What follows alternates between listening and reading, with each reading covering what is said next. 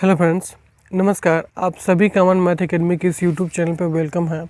और जैसे कि आपको पता है कि हम लोग परसेंटेज पढ़ाई कर रहे हैं और परसेंटेज में लगभग हमने 40 क्वेश्चन के आसपास क्वेश्चन मैंने सॉल्व करवा दिया है।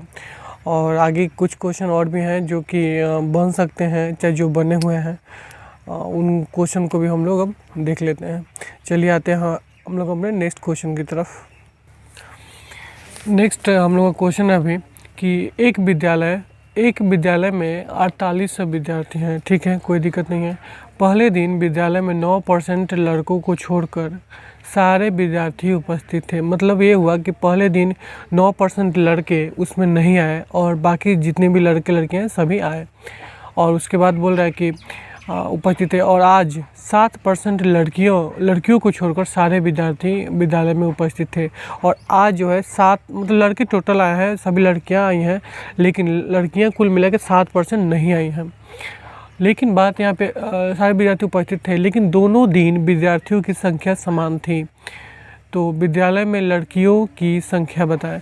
तो ये बात क्लियर हुआ कि मान लीजिए कि वहाँ पे लड़कों में वहाँ पे उस दिन 7% नहीं आए थे, लड़कों में 9% नहीं आए थे, और आज लड़कियों में 7% नहीं आए हैं। और जबकि दोनों ही दिन उसमें स्टूडेंट की संख्या बिल्कुल समान है। तो इसका मतलब क्या हुआ? इसका मतलब हम ये समझ सकते हैं कि जो भी लड़के हैं, लड़कों का मतलब बॉय का कितना 9%, जितने भी लड़के उसका 9%, ये इक्वल है कितना गर्ल के 7% के, 7% बिल्कुल 7% के। ओके, तो यहाँ पे इनके रेशियो का देखा जाए तो B/G इक्वल टू कितना हो जाएगा 7% डिवाइड बाई 9%। तो परसेंटेज से परसेंटेज आउट हो गया, तो 7/9, यानी कि बॉय का अंक कितना होगा 7 यूनिट और लड़कियाँ कितनी हो गई 9 यूनिट। और 9 7 कितना 16, यानी कि बॉय प्लस गर्ल टोटल कितने हुआ 16 यूनिट। ठीक है, और उसमें क्वेश्चन में आपका दिया हुआ है कि टोटल उसमें स्टूडेंट मतलब बॉय प्लस गर्ल को मिलाकर कितना है 4800। तो इसका मतलब हुआ कि 16 यूनिट। ठीक है, 16 यूनिट का मतलब हुआ 4800। तो एक यूनिट का मतलब क्या हुआ 4800 डिवाइड बाई 16 मतलब 300। ठीक है, तो क्वेश्चन क्या बोल रहा है? तो विद्यालय में लड़कियों की संख्या बताएं। तो गर्ल का यूनिट कितना है 9 यूनिट, तो एक यूनिट बराबर 300। तो 9 यूनिट का मतलब कितना हुआ 9 यूनिट का मतलब हुआ 300 इंटू 9 मतलब कितना हुआ 27। मतलब ये हुआ कि उस विद्यालय में लड़कियों की संख्या कितनी है 27। अगर आपसे मान लीजिए क्वेश्चन में पूछ देता कि लड़कों की संख्या कितनी है, तो आप क्या करते? तो एक यूनिट का मान 300 है, तो फिर बॉय का मान निकाल लेते तो 7 यूनिट। या फिर आप ऐसे भी कर सकते थे कि 48 में से घटा लेंगे 27, तो जो बचेगा तो लड़कियों की संख्या ही होगी। ओके, नेक्स्ट हम लोग का क्वेश्चन है कि यदि 35% उत्तीर्ण अंक है, मतलब इसका मतलब ये हुआ कि किसी भी परीक्षा में इस क्वेश्चन के मुताबिक कि उस परीक्षा में आप 35% मार्क्स लेकर आते हैं तो आप पास हो जाएंगे। ठीक है, नेक्स्ट लाइन है उसमें कि एक छात्र को 200 अंक प्राप्त होते हैं, फिर भी वह 24 अंकों से असफल हो जाता है, तो अधिकतम अंक कितना है? तो आप हमें बताएं कि कोई भी विद्यार्थी, कोई भी स्टूडेंट 35% लेकर आएगा तो वह पास हो जाएगा। ठीक है, लेकिन क्वेश्चन अगर हम इस टाइप के क्वेश्चन को हम लोग इतना दिमाग में रखेंगे कि उस स्टूडेंट को हमें पास करवाना है बस। तो एक विद्यार्थी को 200 अंक मिला, मतलब ये 200 अंक मिला, उसके बाद भी वह 24 अंकों से फेल हो गया। मतलब ये हुआ कि 200 मिला आपको, अगर उससे और 24 अंक मिल जाता तो वह पास हो जाता। तो पास हो जाए का मतलब कितना हुआ कि ये और ये इक्वल हो जाते, दोनों बिल्कुल इक्वल हो जाते। मतलब पास हो जाता का मतलब कितना, वह उत्तीर्ण मतलब पास होने के लिए कितना परसेंट चाहिए 35%, और 200 उसने लाया हुआ है और 24 अंक उसे और मिल जाएगा तो पास हो जाएगा, यानी कि 35% के बराबर होगा। तो इसका मतलब हुआ कि 35% इक्वल टू कितना हुआ 224। तो क्वेश्चन क्या बोल रहा है कि अधिकतम अंक कितने हैं? तो अधिकतम का मतलब 100%, तो 35% बराबर इतना, तो फिर 100% बराबर कितना? तो 224 डिवाइड बाई 35 इंटू 100। अगर आप इसे सिंप्लीफाई करें 5 से 5 7, ठीक है, यहाँ पे 20 7 3 21 1 7 2 14, यानी कि 2 2 4 3, यानी कि उस परीक्षा में सबसे मैक्सिमम अंक कितने होंगे आपको 100%, 640। हम लोग का नेक्स्ट क्वेश्चन है कि एक छात्रा को जर्मन की तुलना में फ्रेंच में 66 अंक अधिक मिलते हैं। मतलब एक लैंग्वेज है, ठीक है, लैंग्वेज मतलब भाषा है कि मान लीजिए जर्मन एक भाषा है, फ्रेंच एक भाषा है। तो एक छात्रा ने, एक लड़की ने दोनों का एग्ज़ाम दिया तो उसे जर्मन की तुलना में फ्रेंच में 66 अंक अधिक मिले। मतलब ये हुआ कि उसने जर्मन और फ्रेंच का एग्ज़ाम दिया जिसमें उसे फ्रेंच में 66 अंक ज़्यादा मिले हैं। किससे से? जर्मन से। ठीक है, कोई दिक्कत इस लाइन में आपको नहीं होनी चाहिए। नेक्स्ट लाइन है उसके जर्मन अंक उसके फ्रेंच और जर्मन के अंकों के योग का 28% है। मतलब अगर बात करें हम उसके जर्मन अंक और क्या बोले, फ्रेंच और जर्मन, तो अगर हम बात करें कि फ्रेंच और जर्मन का, उसके जो जर्मन अंक हैं फ्रेंच और जर्मन के 28% के बराबर हैं, तो अगर हम मान लें कि फ्रेंच और जर्मन में उसे कुल कितना अंक मिला है, मान लेते हैं कि फ्रेंच और जर्मन में उसे कुल मिला के 100 अंक मिला है, तो जर्मन में उसे कितना मिला है, फ्रेंच और जर्मन के योग का 28%, यानी कि अगर ये 100 मिला है तो ये कितना, जर्मन कितना मिला, 28।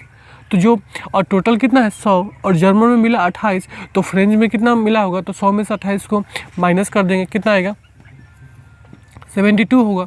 यानी कि आप यहाँ पे लिख सकते हैं जर्मन और फ्रेंच। तो जर्मन में कितना मिला आपका 28 और फ्रेंच में कितना आपको 72। अगर आप इसे रेशियो में ले लें तो कितना होगा, 4 7 28 और 4 1 18 चौका 72।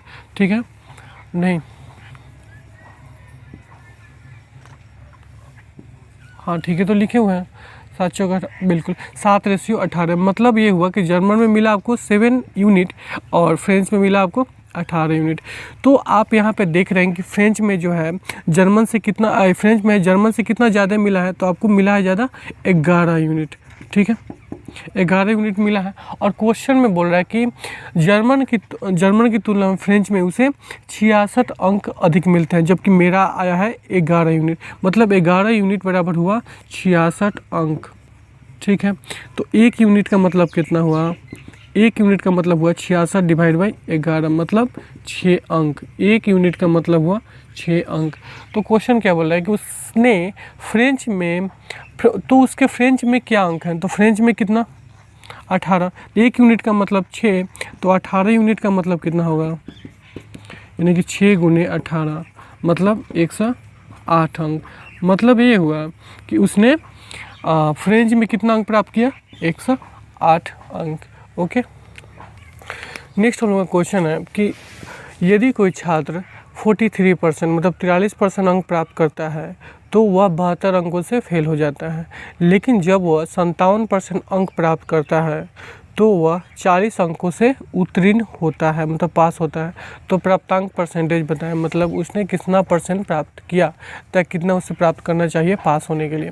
तो हमने अभी बताया आपको कि इस टाइप के क्वेश्चन में हम उस स्टूडेंट को पास करवाते हैं। ठीक है, तो यदि कोई छात्र 43% अंक प्राप्त करता है, ठीक है, कोई दिक्कत हमें नहीं है, 43% अंक उसे प्राप्त मिलता है, तो वह 72 अंकों से फेल हो जाता है। मतलब उसे और पास होने के लिए कितना चाहिए, 72। अब ये पास हो गया, यानी कि 43% और उसे 72 नहीं मिला तो वो फेल हो गया। तो मैंने उसे पास करवा दिया, तो 43% प्लस 72 ये पास हो गया। फिर आगे क्या बोल रहा है कि लेकिन एक सेकेंड स्टूडेंट है, चाहे वही है कि लेकिन जब वह 57% अंक प्राप्त करता है, कितना 57% अंक प्राप्त करता है, तो वह 40 अंकों से उत्तीर्ण हो जाता है। मतलब पास होने के लिए जितना चाहिए उससे से उसको 40 अंक ज़्यादा मिल जाता है। तो हमें तो सिर्फ पास करवाना है, ना ज़्यादा ना कम। तो सिर्फ, तो इसको हम क्या कर देंगे, -40 कर देंगे। तो ये भी सिर्फ पास और ये भी सिर्फ पास, तो दोनों जब पास हैं तो दोनों क्या हो गए, इक्वल हो गए। तो देख लेते हैं 43% और यहाँ 57। अगर इसे इधर उधर करें तो 57% और इधर, तो 57 इधर जाएगा, तो 57 में से 43 माइनस होगा तो कितना होगा, 7 में 3 जाएगा 4 और 5 में 4 जाएगा 1, यानी कि 14%। ठीक है, और इसको देखें यहाँ पे 72 और इसको 40 इधर लेकर आए, तो 2 और 7 4 11, मतलब 112 अंक। ठीक है, बराबर कितना हुआ, 14%। तो हमें परसेंटेज का हम नहीं निकालेंगे, क्योंकि हमें उसमें क्वेश्चन बोल रहा है कि प्राप्तांक परसेंटेज में बताया, तो हम सिर्फ ये पता करेंगे कि 72 अंक बराबर कितना परसेंट, तो 112 अंक बराबर 14%। तो आप हमें बताएं, तो फिर 72 अंक इक्वल टू कितना होगा, तो 14/112 इंटू कितना, 72। ठीक है, अगर आप इसे सिंप्लीफाई करें 7 से, तो 7 एकम 7 दूना 14 और 7 एकम 7 और 7 छक 42, 16 होगा। यहाँ पे कितना होगा 8 और यहाँ पे 9, यानी कि 9% के बराबर होगा। तो क्वेश्चन पूछ रहा है कि प्राप्तांक परसेंटेज बताए, तो उसको प्राप्तांक परसेंटेज कितना हुआ, तो 43% प्लस 72 अंक, तो 72 अंक बराबर कितना 9%। ठीक है, तो कुल मिला कितना हुआ 9 3 12, यानी कि 52%। तो कुल प्राप्तांक अंक कितने हो गए 52%। नेक्स्ट हम लोगों का क्वेश्चन है कि एक परीक्षार्थी एक परीक्षा में x% अंक प्राप्त करता है तो वह ए अंकों से मतलब विफल रहता है, असफल रहता है, जबकि एक अन्य परीक्षार्थी जो कि y% अंक प्राप्त करता है तो वह मिनिमम आवश्यक उत्तीर्ण अंकों से b अंक अधिक उसे मिलते हैं। तो परीक्षा के लिए अधिकतम अंक क्या है, मतलब 100% कितना है। ठीक है, बिल्कुल सेम वैसा ही है, हमें बस उस स्टूडेंट को पास करवाना है। तो क्वेश्चन क्या बोला, एक परीक्षार्थी एक परीक्षा में x% अंक मिलता है उसे। ठीक है, तो x% तो उसे x% अंक मिलते हैं। ठीक है, तो x% मैंने उसे दे दिया, फिर भी वह ए अंकों से विफल रहता है, मतलब उसे क्या बोलते हैं फेल हो जाता है, तो प्लस ए कर देते हैं, मतलब ताकि वो पास हो जाए।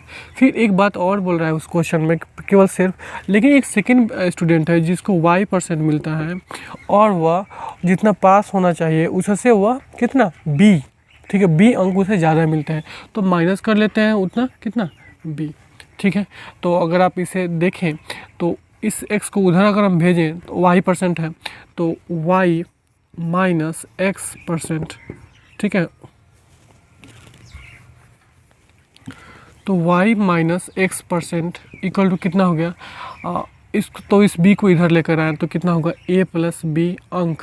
ठीक है, तो y माइनस x% बराबर a प्लस b, तो आप हमें बताएं 1% इक्वल कितना होगा, तो a plus b divide by y minus x। ठीक है, 1% का मान इतना हुआ, तो हमें चाहिए मैक्सिमम, तो कितना होता है 100%, तो 100% कितना होगा, तो a plus B divide by y minus x into 100। ठीक है, ये आपका मतलब परीक्षा के लिए मैक्सिमम अंक मतलब अधिकतम अंक कितने होंगे, तो a प्लस बी बटा y minus x into 100। Next हम लोगों का क्वेश्चन है कि किसी परीक्षा में पास होने के लिए 40% अंक अनिवार्य है। यदि ए उत्तीर्ण होने वाले अंक से 10% अंक कम प्राप्त करता है और बी ए से 11.11 मतलब 11.11% अंक कम प्राप्त करता है, तो ए प्लस बी के अंकों के योग से मतलब ए और बी के अंकों के योग से सी को कितने % अंक कम लाना होगा कि सी पास हो जाए। ठीक है, तो चलिए हम लोग देख लेते हैं कि किसी परीक्षा में पास होने के लिए 40% अंक चाहिए, तो 40% का मतलब होता है, मान लीजिए कि टोटल मार्क्स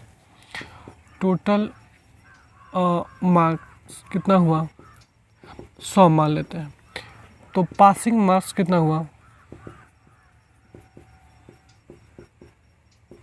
40, मतलब आपको 40 अंक लाना होगा ताकि आप पास हो जाए। ठीक है, यदि ए उत्तीर्ण होने वाले अंक से 10% अंक कम प्राप्त करता है, तो ए को कितना मिला, ए को कितना मिला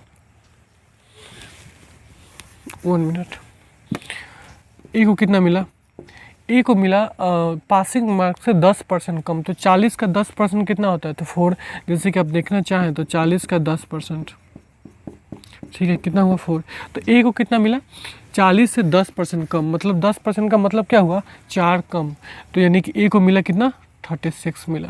फिर बी को कितना मिला, तो बी जो है बी ने ए से 11.11% कम प्राप्त करता है, तो आप जानते हैं कि 11.11% इक्वल टू होता है 1/9, तो बी को कितना मिलता है ए मतलब 36 के 1/9 कम, तो 1/9 का मतलब कितना होता है 9 चौका 36, यानी कि 4 कम मिलता है, तो बी को कितना मिलता है 32, मतलब उसको ए से 4 कम मिलता है, तो मतलब ए से 11.11 मतलब ए से 1/9 कम मिलता है, तो 1/9 का मतलब 36, 1/9 9 चौका 36 यानी कि 4 कम मिलता है, तो 36 से 4 कम 32 हो गया।